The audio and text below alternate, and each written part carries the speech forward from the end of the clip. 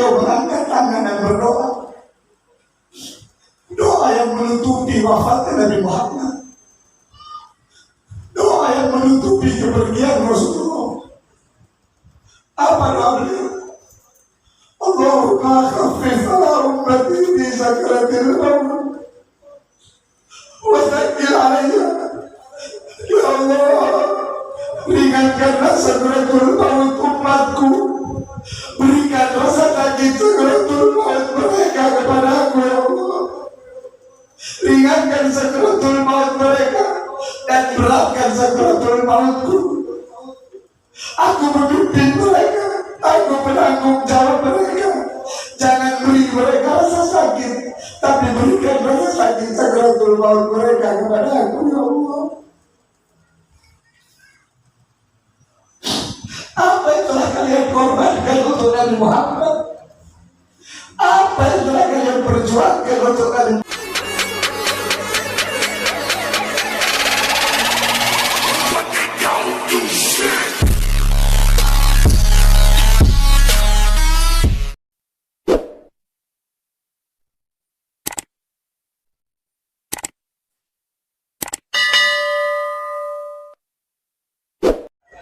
Yang raja selain Allah hamba sahaya. Dialah Allah yang maha perkasa, yang maha kuat. Yang perkasa, yang kuat selain Allah lemah. Dialah Allah yang maha melihat. Yang melihat selain Allah buta terhadap warna-warna yang tersembunyi. Dialah Allah yang maha mendengar.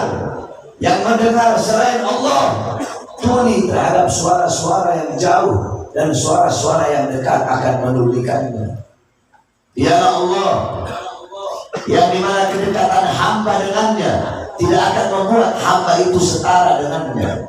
Jauhnya hamba darinya tidak akan menjadikan dinding penghalang dan pembatas antara dirinya dengan hambanya. Dialah Allah yang maha hidup. Yang hidup selain Allah pasti akan mati. Yang ada selain Allah pasti akan tiada. Yang wujud selain Allah pasti akan binasa. Sedangkan hidupnya Allah, adanya Allah, wujudnya Allah kekal abadi, tidak akan pernah hidup, tidak akan pernah mati, musnah, binasa selama-lamanya. Dialah Allah yang dimana seluruh alam semesta diliputi dengan keagungan, kebesaran, kemuliaan dan keluhurannya. Saudara-saudara, saya awali ceramah saya dengan memuji Allah. Sebab tidak ada suatu awal dalam perkara apapun, dalam hal apapun, selain diawali dengan memuji Zat yang maha mulia, yang maha agung, yaitu Allah Subhanahu wa ta'ala. Dan dialah Allah yang menggerakkan hati kalian, sehingga hati kalian menggerakkan langkahan kaki kalian dari rumah menuju ke majelis ini, sehingga kalian di tempat ini menjadi hamba-hamba yang mulia, yang dimuliakan oleh yang maha mulia, yaitu Allah Subhanahu wa ta'ala. Ini tempat menjadi tempat turunnya rahmat, tempat turunnya maghfirah, tempat turunnya hidayah, tempat turunnya barakah. Saudara-saudara, hamba-hamba yang terlihat, hamba-hamba yang tampak di ini tempat bisa dihitung, tetapi hamba-hamba yang tidak terlihat, hamba-hamba yang tidak tampak, jumlahnya tidak bisa dihitung. Siapa? Para malaikat-malaikat Allah yang melebarkan sayapnya untuk kalian, yang menuntut ilmu Allah Subhanahu wa ta'ala. Ini majlis perkumpulan seperti ini peninggalan Nabi Muhammad. Inilah warisan Nabi Muhammad. Nabi Muhammad tidak mewariskan harta, emas, permata, berlian, uang, pangkat, kekuasaan, jabatan. Bukan itu warisan Nabi. Warisan Nabi majlis-majlis ilmu, majlis-majlis ta'lim, majlis zikir. Waris Nabi para ulama, para ustaz, para kiai, para masyayikh, para habaib. Beliau-beliau pewaris Nabi, penyambung lidah Nabi, penerus perjuangan Nabi. Kalian duduk di sini untuk mendapatkan bagian daripada warisan Nabi Muhammad. Warisan dari bapak ibu kalian berupa tanah, berupa rumah, berupa perusahaan, warisan-warisan dunia yang kalian dapatkan itu bisa menyusahkan kalian dunia akhirat, menyulitkan kalian dunia akhirat. Sedangkan warisan Nabi Muhammad membuat kalian bahagia dunia dan akhirat, selamat dunia dan akhirat. Warisan-warisan dunia, warisan-warisan harta yang kalian dapatkan, kalian yang menjaganya. Sedangkan warisan Nabi Muhammad yang merupakan ilmu yang menjaga kalian. Warisan-warisan harta yang kalian dapatkan itu bisa berkurang. Sedangkan warisan Nabi Muhammad yang merupakan ilmu semakin hari akan semakin bertambah. Saudara-saudara, kalau dibandingkan kalian dapat warisan 1000 triliun dibandingkan dengan 1 huruf warisan Nabi Muhammad, maka 1 huruf warisan Nabi itu lebih utama, lebih mulia, lebih berharga, lebih bernilai, lebih mahal daripada warisan dunia 1000 triliun yang kalian dapatkan. Saudara-saudara, apakah ada warisan yang lebih mahal selain daripada warisan Nabi Muhammad? Ada tidak? Apakah ada warisan yang lebih berharga selain daripada warisan Nabi? Apakah ada warisan yang lebih bernilai selain daripada warisan Nabi? Kalian duduk pada malam hari ini untuk mendapatkan warisan baginda Nabi besar Muhammad. Beruntung kalian pada malam hari ini malam minggu, saudara-saudara. Coba kau lihat berapa banyak hamba-hamba di luar sana pada malam minggu ini mereka berbuat dosa, berbuat maksiat, mungkarat, dolalat, sayyiat, mereka melacur, mereka berjudi, mereka mabuk-mabukan, mereka narkoba, lupa kepada Allah. Di saat mereka hamba-hamba yang lain di luar sana lupa dan lalai, Allah pilih kalian sebagai hamba-hamba yang mengingat Allah Subhanahu wa ta'ala. Bisa hamba-hamba yang lain di luar sana mereka basah lidah mereka dengan berbohong, dengan berdusta, dengan namimah, dengan fitnah, dengan ghibah.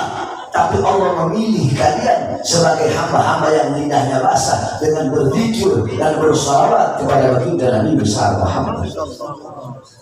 Kalian hamba yang terpilih, saudara-saudara. Di saat hamba-hamba yang lain mereka berbuat dosa, mereka berbuat maksiat, sibuk dalam urusan maksiatnya, kalian duduk di sini menyibukkan diri untuk Allah dan untuk Rasulullah SAW. Kalian duduk di sini mendapat rahmat yang begitu besar, rahmat yang begitu agung dari Allah Subhanahu wa ta'ala. Kalian menjadi hamba-hamba yang mulia. Tempat ini menjadi tempat yang mulia. Bahkan karpet yang kalian duduki, karpet yang kalian duduki, demi Allah, karpet yang kalian duduki di sisi Allah, di sisi orang-orang soleh, di sisi orang-orang yang hatinya kosong dari dunia, karpet yang kalian duduki lebih mulia dan lebih utama daripada kursi yang diduduki oleh seorang presiden. Loh, kok bisa? Iya, karena karpet yang kalian duduki untuk menuntut ilmunya Allah, untuk berzikir kepada Allah, sehingga karpet itu menjadi mulia. Kalian yang duduk pun menjadi mulia.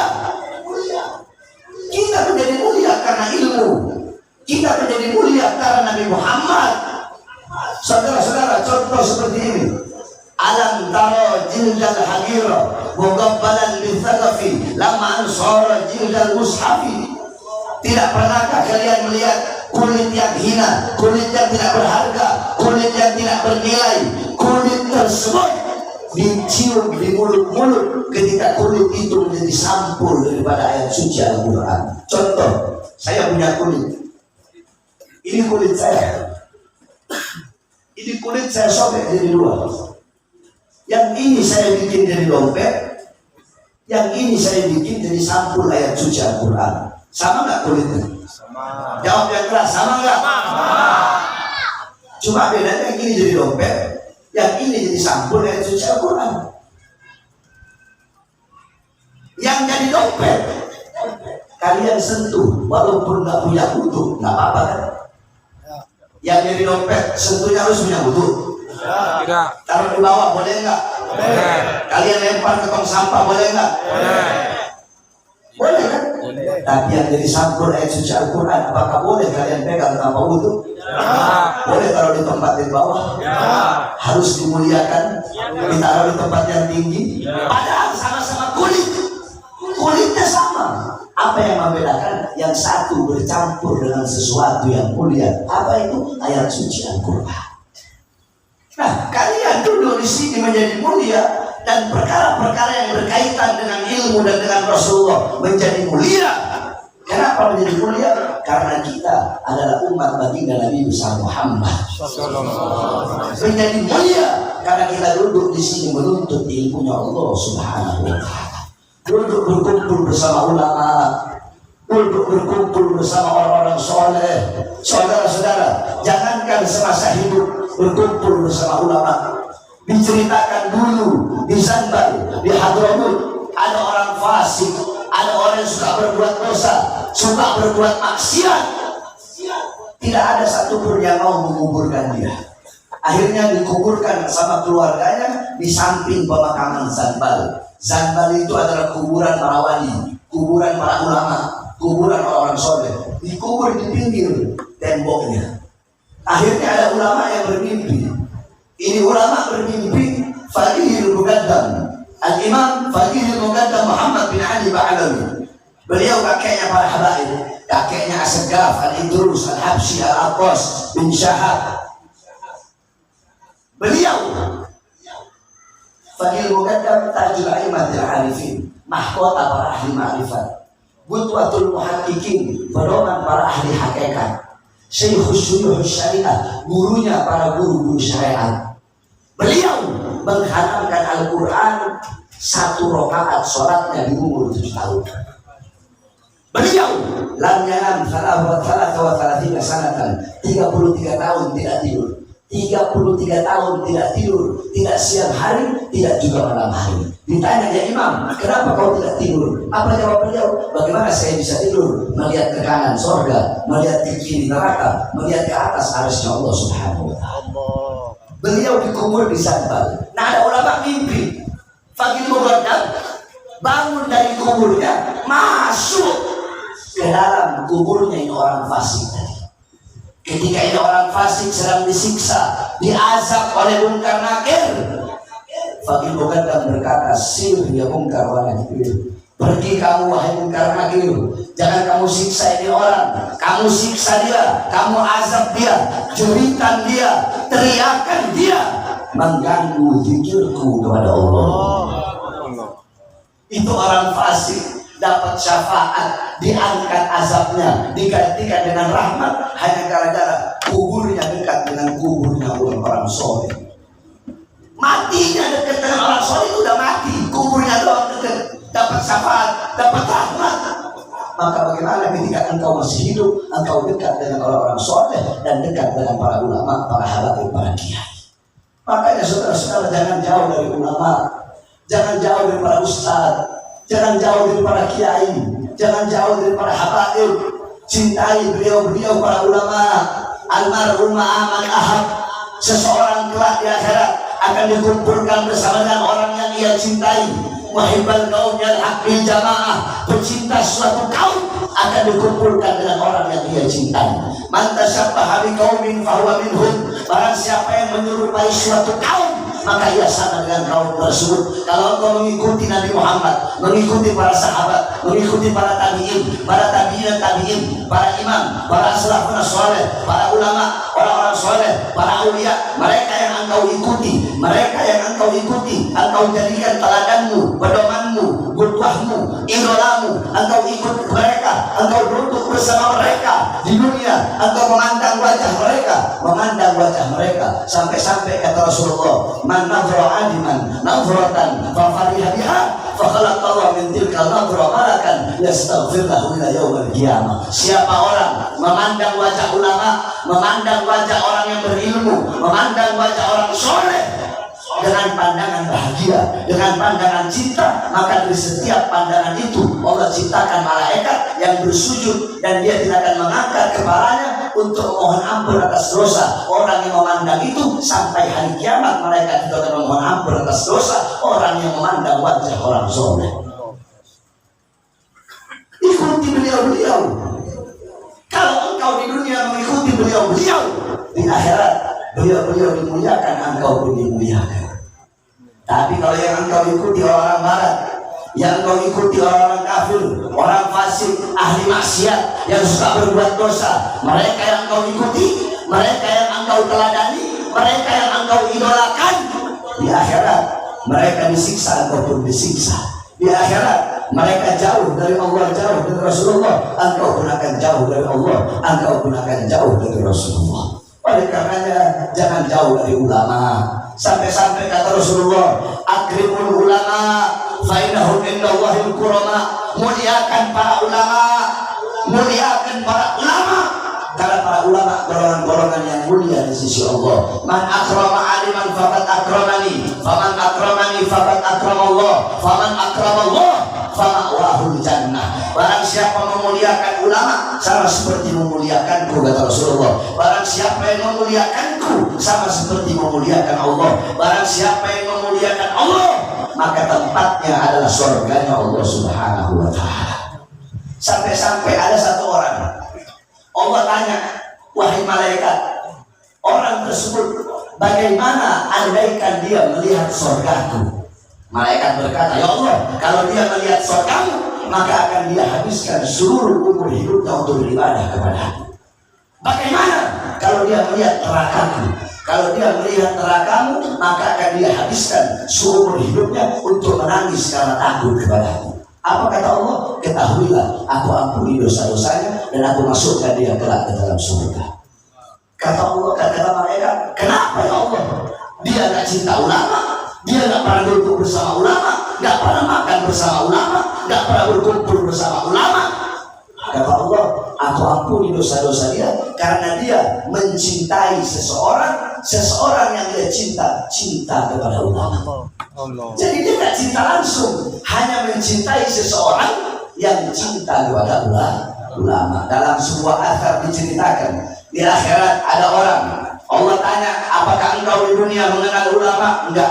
Cinta sama ulama? Enggak. Pernah ngaji sama ulama? Enggak. Pernah duduk bersama ulama? Enggak. Apakah pernah makan bersama ulama? Enggak. Apakah garis keturunanmu ada yang ngabur bersama ulama? Enggak. Kata Allah, wahai malaikat, masukkan dia ke surga. Kata malaikat, kenapa ya Allah? Karena ketika dia sedang lewat, suatu saat rombongan Syekh Abdul Qadir Jailani, ulama besar, rombongan tersebut Syekh Abdul Qadir Jailani naik kuda. Nah, bekas debu kuda menempel di wajah orang tersebut, sehingga karena itulah aku ampuni dosa-dosa. Coba bayangkan, begitu mulianya ulama, begitu agungnya para ulama. Jadi jangan pernah kita ini menyamakan diri kita dengan ulama. Apalagi para pejabat, para aparat, para pemerintah menyepelekan ulama, menganggap dirinya sama dengan ulama. Tidak sama. Yang ngomong Allah. Apa kata Allah? Qul, ikuti semuanya. Qul hal yastawi ladina ya'lamuna wal ladina la ya'lamun. Allah berfirman, apakah sama orang-orang yang berilmu dan orang-orang yang tidak berilmu? Enggak sama orang yang berilmu dengan orang yang tidak berilmu. Enggak sama ulama dengan orang-orang yang bodoh. Enggak sama orang yang dekat dengan orang-orang yang jauh. La yastawuna abada, la fid dunya wa la fil akhirah. Di dunia tidak sama, di akhirat tidak sama. Ente mandang wajah ulama dengan mandang wajah selain ulama itu enggak sama. Di zaman Syekh Abu Yazid Al-Bustami ditimpa musim kekeringan.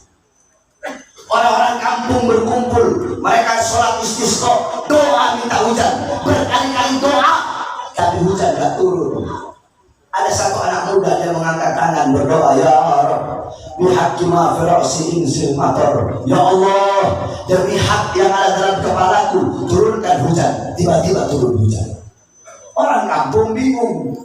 Datanglah kepada ini anak, wahai anak muda, kami berkali-kali sholat minta hujan, hujan gak turun, tapi engkau sekali bermohon kepada Allah dengan membawa hak yang ada dalam kepalamu, Allah terima kau punya doa. Memangnya ada apa dalam kepalamu?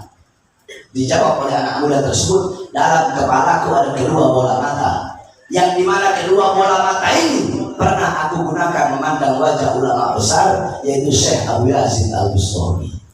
Karena sebab kedua mata dia pernah memandang wajah ulama, maka aku bawa mata ini sebagai wasilah perantara agar Allah mengabulkan doaku.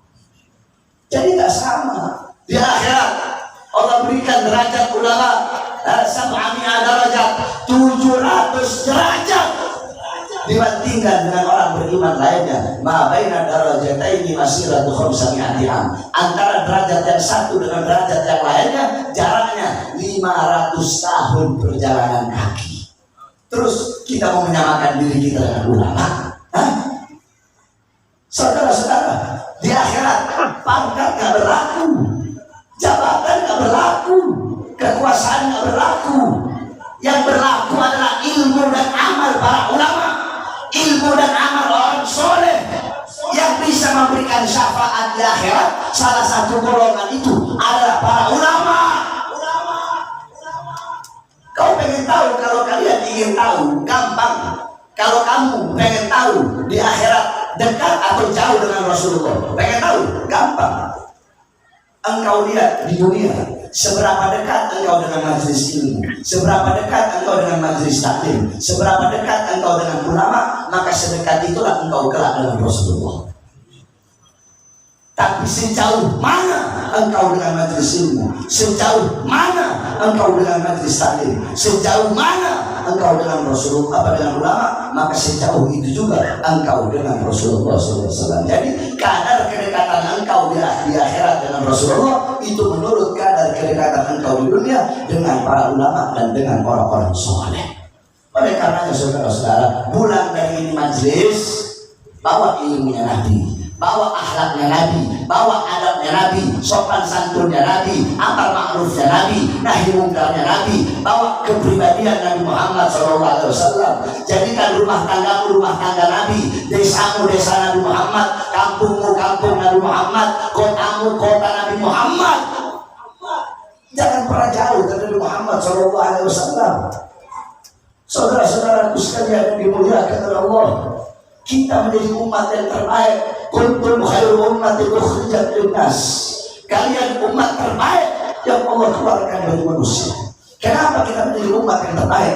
Apakah karena amal ibadah kita, sholat kita, puasa kita, zakat kita, haji kita? Bukan. Kita menjadi umat yang terbaik berkat Nabi Muhammad SAW. Begitu berat perjuangan Nabi Muhammad, begitu berat, begitu perih perjuangan Nabi agar Islam sampai kepada kita, agar iman sampai, agar masjid sampai, agar ulama sampai. Bagaimana perjuangan para sahabat untuk Islam, agar Islam itu sampai kepada kalian? Bagaimana perjuangan Thalha bin Ubaidillah? Thalha bin Ubaidillah, saudara-saudara, ketika perang ada musuh Allah yang ingin memenggal Rasulullah, dia kasih tangan kanannya, putus tangan kanan. Datang lagi musuh Allah bawa pedang, dia kasih tangan kirinya, putus tangan kirinya. Kedua tangannya putus. Datang lagi musuh Allah bawa panah, ingin memanah Rasulullah, dia kasih dadanya, terkena ratusan anak panah untuk menjaga Rasulullah SAW. Cukup sampai di situ? Tidak. Ada musuh Allah yang bawa rantai, diputar-putar itu rantai, dilempar, menempel mata rantai itu di pipi suci Rasulullah, menempel di pipi yang sering menangis untuk mendoakan kita. Ketika menempel, Thalha menangis. Thalha berkata, ya Rasulullah, ampunkan saya, maafkan saya. Saya tidak bisa menangis rantai itu ya Rasulullah. Tangan saya putus, badan saya terkena ratusan kena panah. Tetapi izinkan aku mencabut mata rantai yang menempel di pipimu ya Rasulullah. Satu mata rantai dicabut, satu gigi Thalha patah. Satu mata rantai dicabut, satu gigi Thalha patah. Rontok gigi Thalha bin Ubaidillah. Kedua tangannya putus, badannya terkena ratusan anak panah. Gigi-giginya putus, berkorban Untuk apa? Agar iman dan Islam syariat sampai kepada kita, saudara-saudara. Sumayyah binti Khabbab, seorang wanita yang tua renta, orang yang pertama kali mati syahid, dikubur setengah badan, suaminya disiksa, anaknya disiksa di depannya, ditusuk perutnya pakai tombak, keluar isi perutnya, dipaksa untuk keluar dari ajaran Nabi Muhammad. Apakah Sumayyah binti Khabbab lebih memilih kebebasan dunia? Tidak. Sumayyah binti Khabbab lebih memilih mati daripada harus meninggalkan ajaran Nabi Muhammad. Kita orang zaman sekarang, keimanan kita, keislaman kita bisa dibeli lewat perempuan, pernikahan, lewat uang, lewat Indomie satu kardus, orang jual iman, orang jual akidah, saudara-saudara. Lihat bagaimana perjuangan Sayyidina Ali bin Abi Thalib radhiyallahu anhu.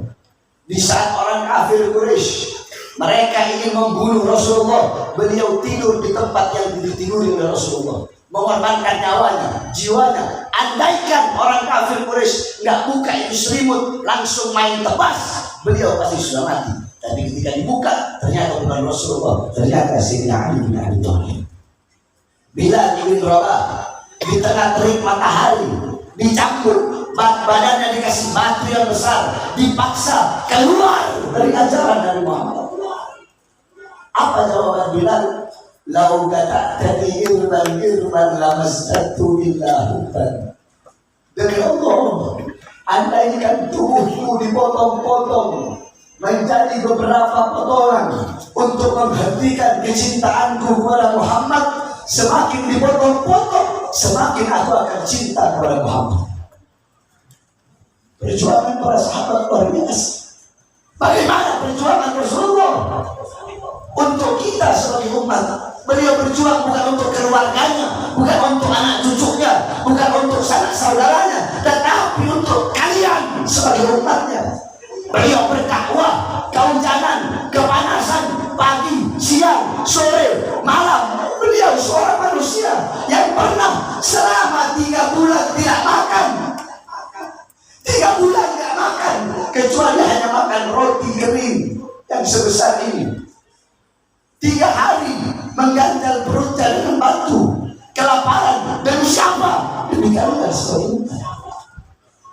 Seorang manusia yang pipinya tertusuk duri, tembus sampai ke sebelah, tertusuk tulang, tembus ke sebelah, demi kalian sebagai umat.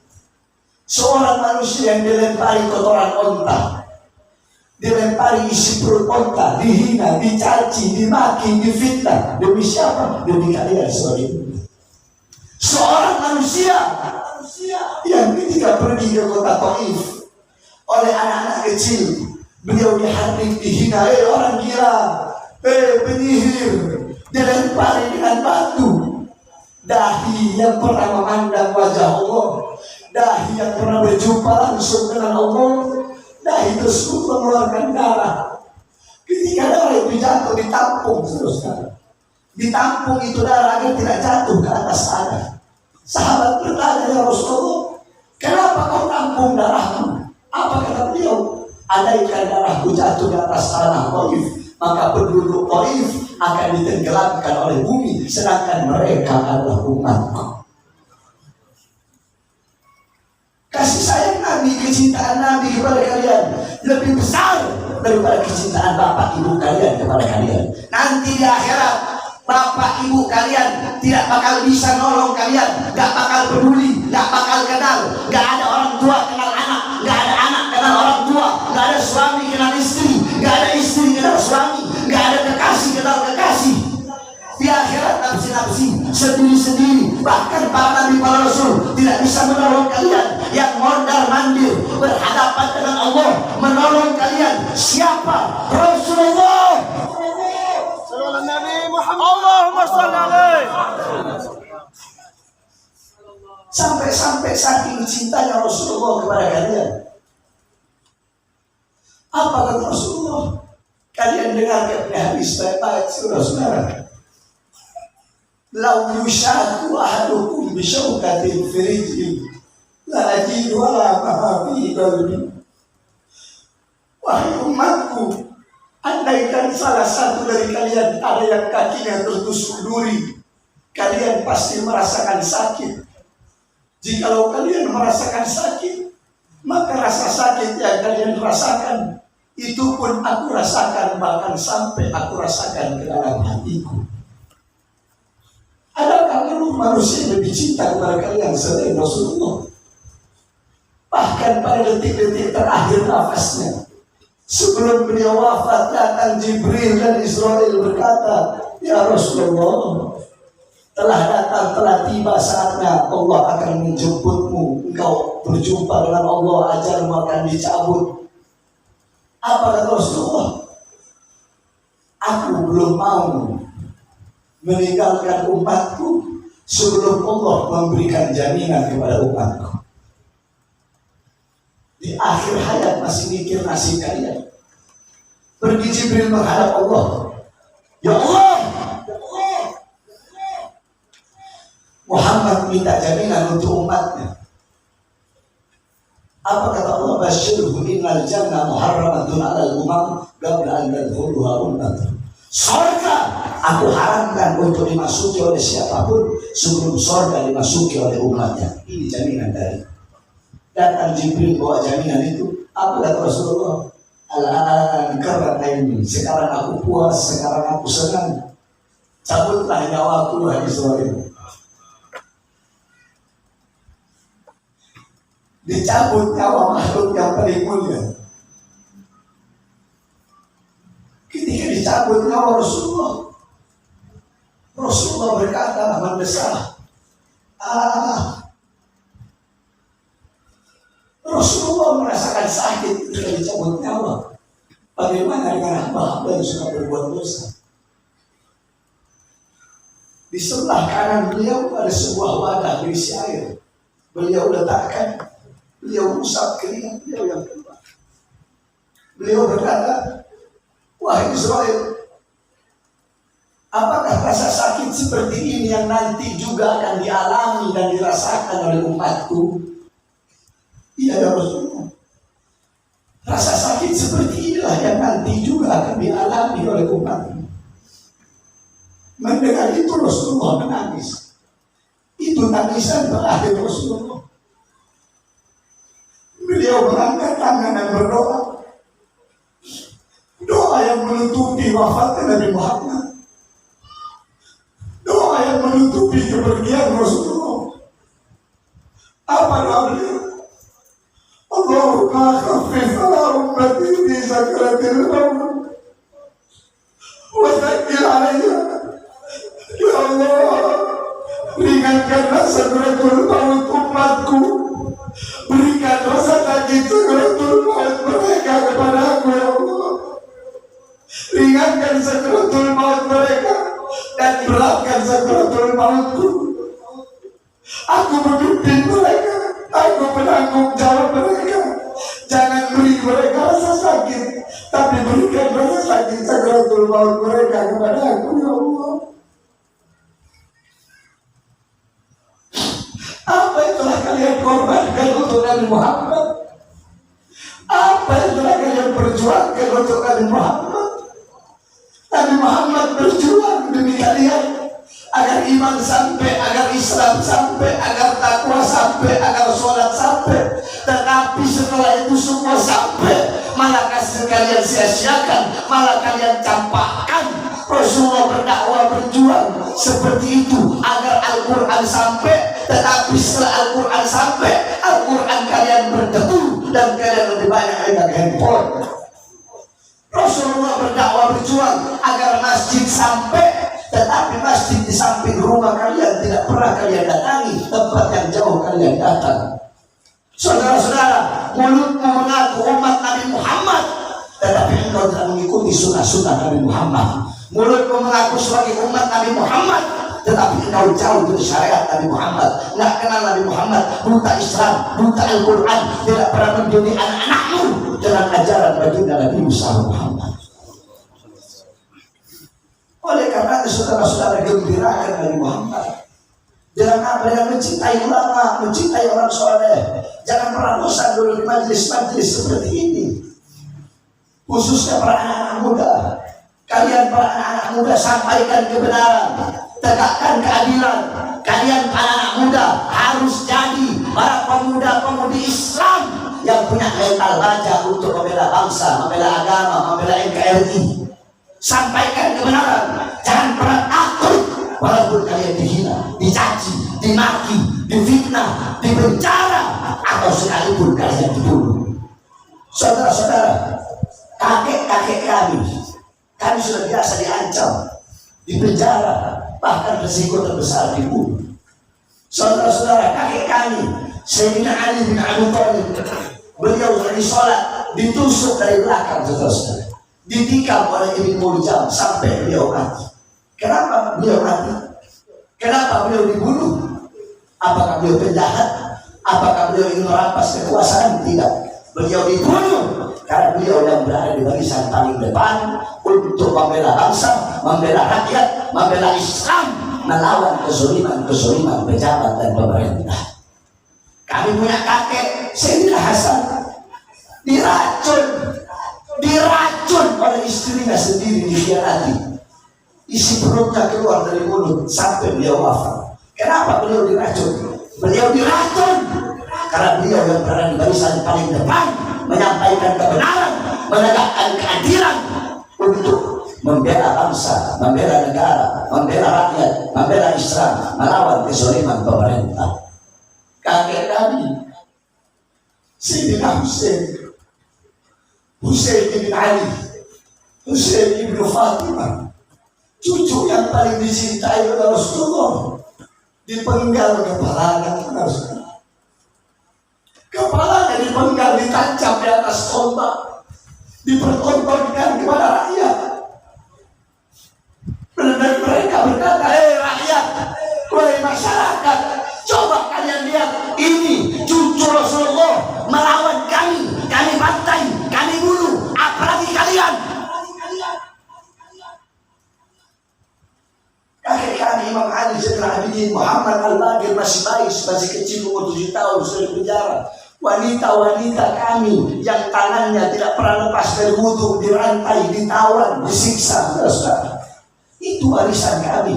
Darah beliau mengalir dalam tubuh kami. Darah beliau mengalir dalam tubuh para habaib, para anak cucu Rasulullah. Mengalir dalam tubuh Habib Rizik. Coba kau lihat Habib Rizik, organisasinya dibubarkan, 6 pengawalnya dibunuh, dibantai, ditembak, beliau dipenjara dalam masa tua. Saya 2009 masuk penjara, 2010 masuk, 2011 akhir masuk, 2012 akhir masuk, 2018 masuk lagi, 9 kali saya masuk penjara. 2020 bebas, baru 2 hari bebas. Dibawa ke Nusa Kambangan, diborgol tangan saya, diborgol perut saya, diborgol kaki saya. Saudara-saudara, bebas tahun 2021. Belum sampai 1 bulan bebas, saya masuk lagi selama 7 bulan 15 hari. Baru keluar 5 bulan yang lalu saya bebas. Kenapa? Saya tanya, saya masuk penjara, Habib Rizik, Habib Hanif, apakah kami penjahat? Tidak. Jawab yang keras, apakah kami penjahat? Tidak. Apakah kami penjahat? Tidak. Apakah kami koruptor? Tidak. Bandar narkoba? Tidak. Bandar judi? Tidak. Punya pabrik minuman keras? Tidak. Apakah kami menyolong uang rakyat? Tidak. Nyuri uang rakyat? Tidak. Maling uang rakyat? Tidak. Jual aset negara? Tidak. Apakah kami pembunuh seperti Sambo? Tidak. Saudara-saudara sekalian yang dimuliakan oleh Allah Subhanahu wa Ta'ala, makanya kalian para ustaz, para kiai, para habaib yang gak mau berjuang, atau kalian siapapun, tokoh masyarakat, aparat, siapapun kalian, siapapun, kalau gak mau ikut berjuang, diam, jangan banyak ngomong. Udah berjuang gak mau, ngambil resiko gak mau, bela rakyat, bela bangsa, bela negara, bela agama gak mau, malah menghina, mencaci dan melemahkan perjuangan kami yang berjuang. Kenapa? Kalian pikir kami gila pangkat, gila jabatan, gila tahta, gila kekuasaan? kakek kami Al-Habib Husain bin Abdul Syawakar bin Salim, beliau berkata, andaikan pangkat jabatan pemerintahan bisa dipegang oleh seekor binatang, demi Allah kami tidak rela binatang peliharaan kami memegang pangkat dan jabatan tersebut. Saudara-saudara, darah beliaulah yang mengalir dalam tubuh kami, darah keberanian, darah berjuang, sehingga kami tidak akan pernah tunduk kepada kezaliman, tidak akan pernah tunduk kepada kemungkaran selama tanah Indonesia masih berdiri tegak kami para anak cucu Rasulullah. Maka selama itu kami akan berada di barisan paling depan, rela hancur, rela binasa demi bangsa dan rakyat Indonesia.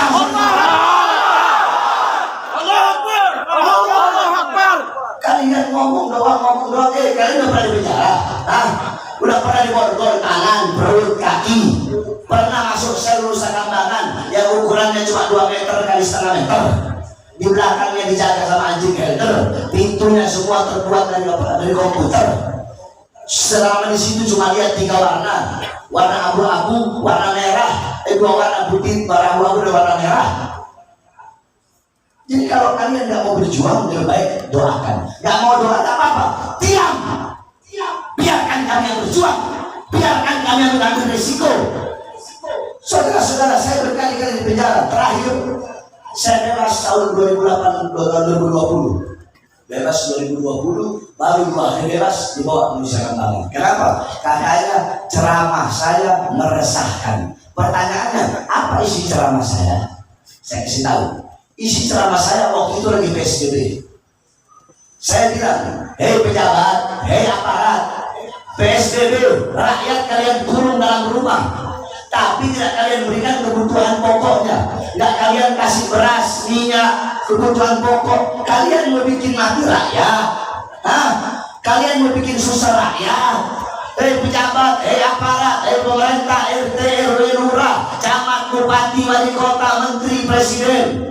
Di saat corona, perusahaan-perusahaan milik asing tetap buka, tapi toko-toko kecil milik pribumi kalian paksa untuk tutup. Hei pejabat, hei aparat, di masa corona ini, di masa PSBB, berapa banyak pengangguran pemuda-pemudi yang tak punya kerjaan, tetapi tenaga kerja dari Cina, dari asing tetap kalian kirim ke Morowali, ke daerah Sulawesi sana. Akhirnya apa? Terjadi kemarin, tenaga kerja asing Cina membunuh tenaga kerja Indonesia. Itu saya sudah sampaikan 2020 saudara. Saya tanya, isi ceramah saya seperti itu. Saya bela diri saya, kelompok saya, golongan saya, atau yang saya bela rakyat? Jawab, siapa yang saya bela? Siapa yang saya bela? Siapa yang saya bela? Apakah saya pilih suku mana saja? Tidak. Apakah saya pilih rasnya apa saja? Tidak. Apakah saya pilih warna kulitnya? Tidak. Apakah saya pilih agamanya? Tidak. Dan saya bela rakyat, siapapun, apapun agamanya, apapun sukunya, apapun warna kulitnya, apapun rasnya. Itu ceramah dibilang meresahkan, padahal saya bela rakyat. Saya ceramah, saya tanya, kalian rakyat, kalian masyarakat, kalian bisa menilai, itu ceramah meresahkan tidak? Ya. Meresahkan atau membela? Membela. Meresahkan atau membela? Membela. Jawabannya meresahkan. Meresahkan siapa? Meresahkan pengkhianat bangsa, meresahkan pejabat-pejabat biadab, meresahkan para koruptor, meresahkan para pejabat-pejabat yang menjual kepentingan rakyat untuk urusan perutnya. Meresahkan siapa? Meresahkan para pejabat, meresahkan para pemerintah yang menjual Indonesia kepada negara-negara asing. Itu saya udah bilang, lidah saya kayak alkohol. Alkohol kalau kena kulit nggak ada luka, dingin apa sakit? Dingin apa sakit? Tapi kalau alkohol kena kulit yang ada luka, dingin apa sakit? Dingin apa sakit? Nah, begitu lidah saya, ceramah saya. Kalau pejabatnya baik, pejabatnya bagus, mau apapun yang saya bilang dia bakal adem. Kenapa? Karena dia tersinggung, karena dia nggak melakukan itu. Tapi kalau ada yang nggak terima, Ya, apalagi mengkriminalisasi, apalagi bikin kasus, berarti dia punya lu.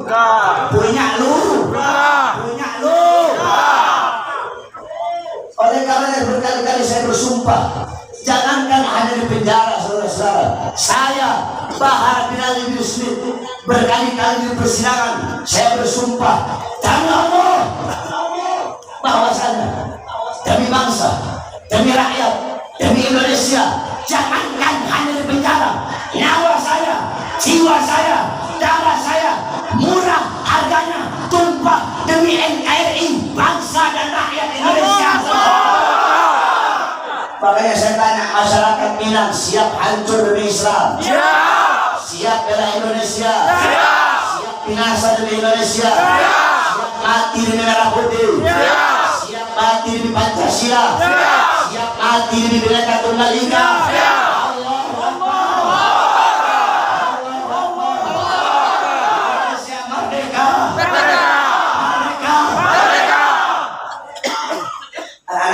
Kalau dagang suaranya keras, kalau lagi takbir atau mau merdeka suaranya mau pelan.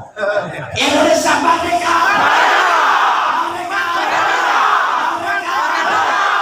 Sampaikan kepada mereka para pengkhianat bangsa, kepada para pelacur yang dimana mereka mengambil uang rakyat, yang dimana mereka menyusahkan rakyat, mengambil uang rakyat, mengeluarkan kebijakan yang menyusahkan rakyat.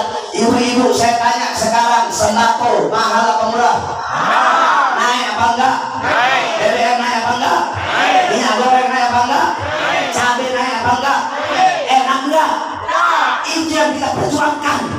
Maka sampaikan kepada mereka, para pejabat yang menyusahkan rakyat, bahwasanya kami masyarakat Minang, kami pemuda-pemudi Minang, kami para orang-orang masyarakat pemuda-pemudi yang dalam tubuh kami ada mengalir darah Minang, kami bersumpah demi Allah, selama darah kami masih merah, tulang kami masih putih, merah putih, maka selama itu kami masyarakat Minang akan berada di barisan paling depan untuk melawan kalian sampai titik darah penghabisan. Masyarakat Minang siap hancur demi NKRI, siap hancur demi Islam, siap binasa demi NKRI. Allahu Akbar. NKRI harga mati, harga mati, keras harga mati.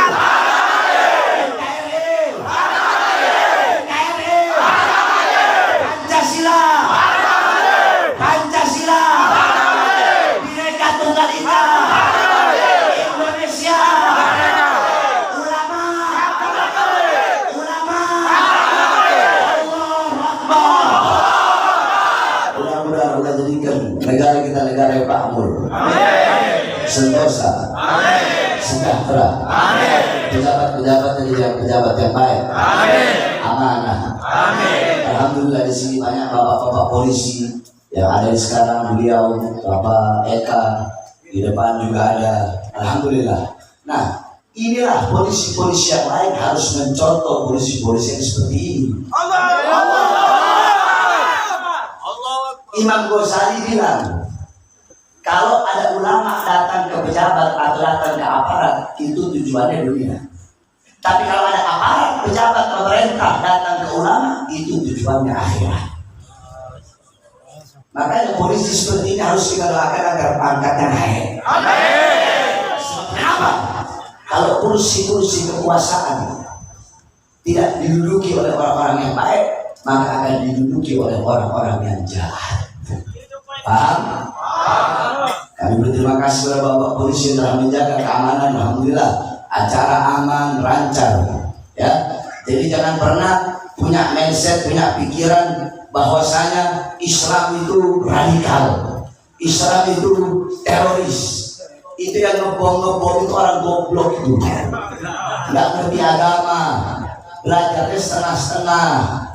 Pak, saya Pak di lapas-lapas itu udah puluhan napi teroris. Saya bikin mereka tanda tangan NKRI, saya bikin mereka jadi Ahlus Sunnah wal Jamaah, dan saya tanamkan dalam hati mereka hubbul waton minal iman, cinta tanah air bagian daripada iman.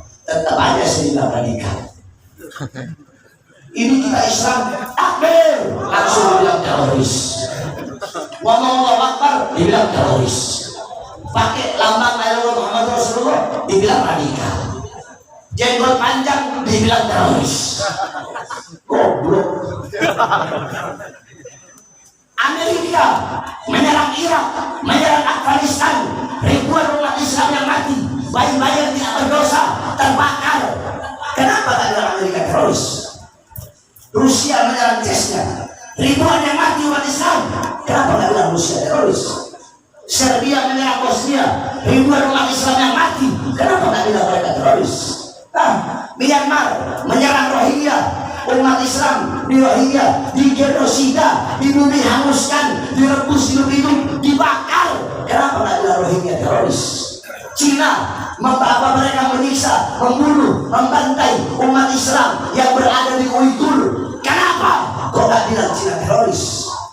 Kita umat Islam, saya tanya kita, pernah nggak kita menghina agama lain? Ya. Membakar kitab suci agama lain? Ya. Mencaci memaki pendeta lain? Ya. Berarti yang radikal siapa? Kita apa mereka? Mereka. Terus yang teroris siapa? Kita sama mereka. Mereka. Makanya Pak, acara-acara seperti ini harus didukung. Ini enggak kadang-terkadang bukan apa ya, bukan polisi-polisi di sini. Polisi di sini alhamdulillah baik.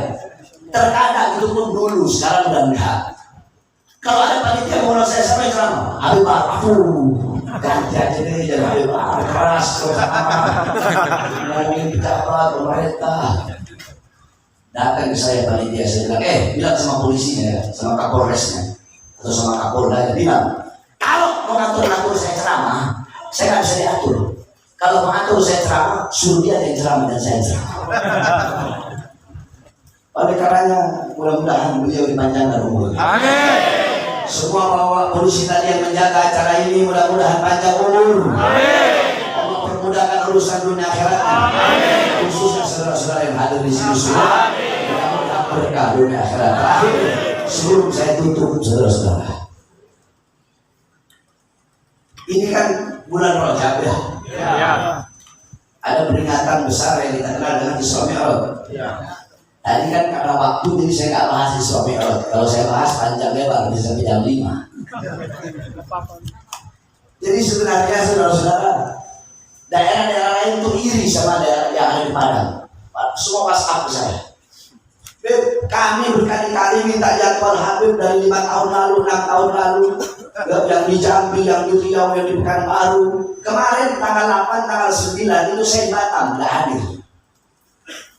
Yang di Aceh, yang di Madura, yang di Jawa Timur, Jawa Tengah, Kalimantan Selatan, Kamuntai, Kandangan, Martapura, Kaltim, Balikpapan, Samarinda, Berau, kemudian Kaltara, daerah Tarakan, Kalteng, Kapuas, kemudian daerah Muara Tewe, kemudian Lupak Dalam, sampai Kalbar, Pontianak, Sambas, Ketapang, daerah Sumatera, Aceh, Jambi, di mana-mana minta saya belum sempat.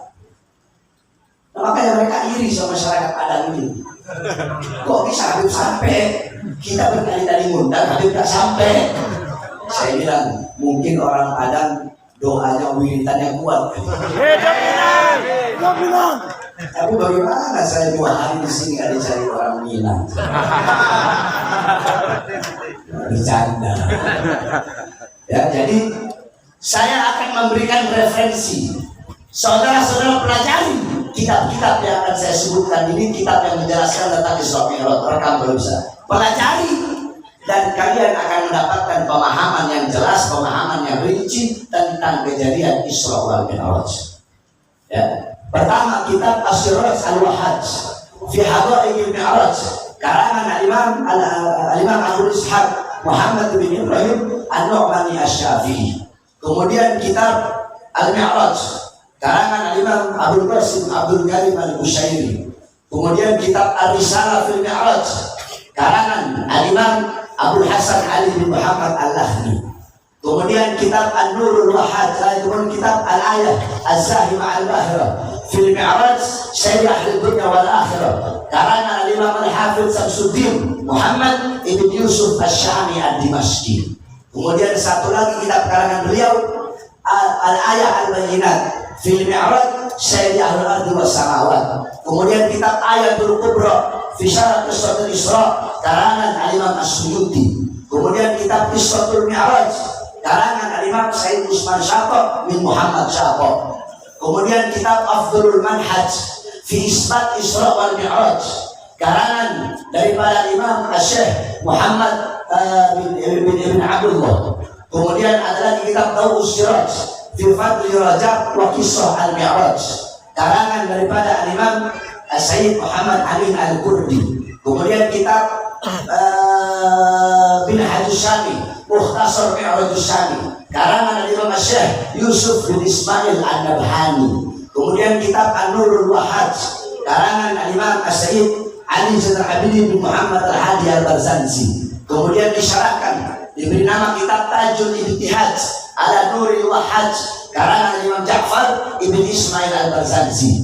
Kemudian ada lagi kitab Qissatul Mi'raj karangan Imam Najmuddin Al-Ghaiti. Kalau Jawa Barat sama Banten setiap bulan Rajab biasanya menghadamkan kitab tadi itu Qissatul Mi'raj karangan Imam Najmuddin Al-Ghaiti, atau khasiahnya namanya Khasiah Ad-Dardir karangan Imam Ahmad Abdul Barakat Ad-Dardir. Kemudian ada lagi kitab Qissatul Mi'raj karangan Syekh Hasan Asy-Syati. Kemudian kitab Nailul Muna wal Ghaya As-Sa'ul fil Mi'raj Sayyid Al-Mukhtar Ar-Rasul karangan Imam Muhammad Ibn Ja'far Al-Kattani. Kemudian kitab Mu'jizatul Isra wal Mi'raj, ya, Al-Isra wal Mi'raj Mu'jizatul Kubra li Sayyidil Anbiya karangan daripada Imam Syekh Nafi Al-Jauhari. Kemudian kitab Yawaqit Taj Al-Wahhaj fil Isra wal Mi'raj karangan Imam Muhammad bin Muhammad Al-Hadi Al-Kattani. Kemudian kitab Al-Anwar Al-Bahiyah fil Mi'raj Khairil Bariyah karangan guru kami Imam Abuya As-Sayyid Al-Habib Muhammad Ibn Alwi Al-Maliki Al-Hasani. Bapak-bapak pelajari kitab-kitab tersebut tentang Isra Mi'raj, insyaallah akan mendapatkan pemahaman yang jelas yang rinci tentang Isra Mi'raj. Ada berapa kitab tadi? Banyak. Intinya pelajari itu insyaallah ada pemahaman yang jelas tentang Isra wal Mi'raj. Paham? Terakhir sebelum saya tutup ya, saya lagi bangun pondok pesantren. Saya bangun pondok pesantren pakai darah, pakai air mata. Saya bangun pondok pesantren sedikit pun tidak pernah meminta atau menerima bantuan dari pemerintah. Jangankan minta, nerima aja gak mau. Bukan berarti kalau bagi diri saya pribadi saya haramkan. Kenapa? Ikhtiar untuk berhati-hati. Bukan berarti kalau ada yang terima salah, nggak salah, silahkan terima. Cuma kalau saya harapkan untuk pribadi saya. Kenapa? Kalau saya terima akan tertanam dalam hati saya untuk mendiamkan kezaliman mereka. Itu presiden atau menteri atau gubernur, wali kota itu berbuat salah. Kenapa kok gak ditegur? Gak enak saya menegur. Kemarin dikasih amplop 1 miliar. Gak enak saya menegur. Kemarin saya dikasih Alphard. Banyak gak yang gitu? Banyak gak? Banyak gak? Banyak. Lihat Buya Hamka di penjara. Kenapa? Karena gak mau mengeluarkan fatwa-fatwa yang aneh, fatwa-fatwa yang aneh. Sebab sekarang banyak alimun aladnya jauh mahuta ilmu ulama yang menjadikan ilmunya untuk mengikuti kemauan-kemauan para penguasa.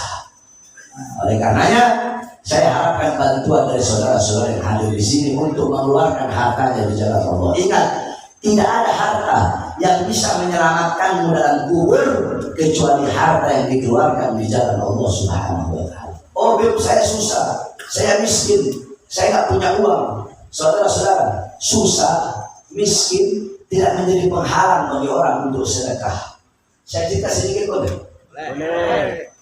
Dulu ada namanya Habib Abdullah Al-Idrus. Beliau kaya raya, punya ratusan ribu ekor onta, punya ratusan ribu ekor kambing, punya jutaan pohon kurma. Tiap hari ngasih makan ribuan orang. Kalau naik kuda turun di bawah karpet merah. Setiap ada tamu yang datang dihitung berapa banyak tamu itu naik anak tangga. Kalau tamunya naik 3 anak tangga, beliau potongkan 3 ekor kambing. Kaya nggak? Dermawan nggak?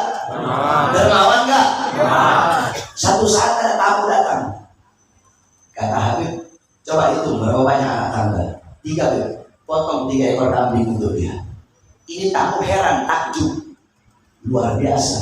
Seumur hidup saya nggak pernah lihat seorang yang dermawan seperti ini. Ngasih makan tiap hari ribuan orang. Tiap ada tamu dihitung berapa banyak tamu itu naik anak tangga, maka sebanyak itu juga memotong kambing untuk tamunya.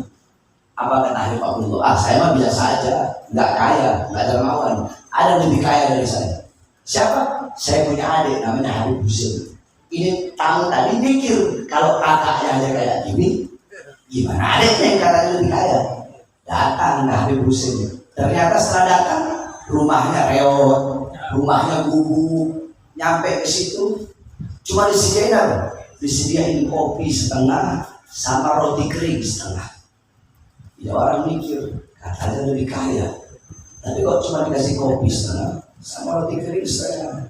Oh ini permulaan tadi awal-awal dari pemanasan. Tapi tetap sampai habis cuma itu aja. Akhirnya beliau balik ke Habib Abdullah. Beliau bilang, Habib bohongi saya. Kata Habib, adik Habib lebih kaya. Tapi kok saya datang dikasih kopi setengah sama roti kering setengah. Apa jawab Habib Abdullah? Saya punya jutaan pohon kurma, ratusan ribu ekor onta, ratusan ribu ekor kambing, beratus ribu ton gandum. Itu harta saya dalam hari ini. Saya punya harta hari ini, jutaan pohon kurma, ratusan ribu ekor kambing, ratusan ribu ekor onta, tapi saya cuma kasih 3 ekor kambing untuk kamu. Adik saya, harta yang dia punya pada hari itu adalah kopi 1 cangkir dan roti kering 1 biji. Setengah cangkir dia kasih untukmu, roti kering setengah cangkir dia kasih untukmu, setengah roti kering dia makan bersama keluarganya. Kopi setengah cangkir dia kasih untukmu, setengah dia makan bersama keluarganya. Berarti dia lebih kaya dari saya karena bisa memberikan setengah hartanya untukmu. Jadi sedekah nggak harus nunggu kan? Paham nggak cerita saya tadi? Contoh, kalian punya uang 100.000, punya uang 100, kalian sedekahkan 50.000. Saya punya uang 10 juta, saya sedekah 1 juta. Nominalnya saya lebih banyak, kalian apa Habib? Kalau nominal lebih besar saya. Tapi kalau kayanya, kalau dermawannya, kalian lebih kaya, kalian lebih dermawan. Kenapa? Cuma punya uang 100.000, tapi bisa memberikan setengah harta kalian ke jalan Allah Subhanahu. Oleh karenanya keluarkan harta, kasih yang banyak. Atau kalau cuma ngasih 20.000, mending kalian ambil lagi, saya kasih 2 juta. Bercanda, ya. Ya. Jangan, tidak ada kata mahal untuk perjuangan Islam, betul? Betul. Kita orang yang berjuang demi Islam, demi agama, di penjara, masa cuma ngeluarin harta buat pengurangan pondok pesantren, ngeluarin 50.000, ngeluarin 100.000, giliran beli dompet, beli kacamata, beli casing HP 400.000 bisa. Buat pondok pesantren ngasihnya 10.000, ya curut. Paham? Ibu-ibu yang pegang keuangan. Ibu-ibu siap keluarkan uangnya, siap keluarkan hartanya, keluarkan di jalan Allah. Kau keluarkan 1, Allah pada 10. Hari ini kau kasih 200.000, besok Allah kasih 2 juta. Hari ini kau kasih 1 juta, besok Allah pada 10 juta. Siap keluarkan harta? Sambil kita bersolawat kepada Rasulullah, nanti pakai sorban saya digelar ya. Nanti dia tolong laki yang perempuan digelar pakai sorban saya. Sama-sama sambil kita bersolawat kepada Rasulullah SAW. Sallallahu ala Muhammad. Yang keras. Sallallahu alaihi wasallam. Sallallahu ala Muhammad. Sallallahu alaihi wasallam. Sekali lagi. Sallallahu ala Muhammad.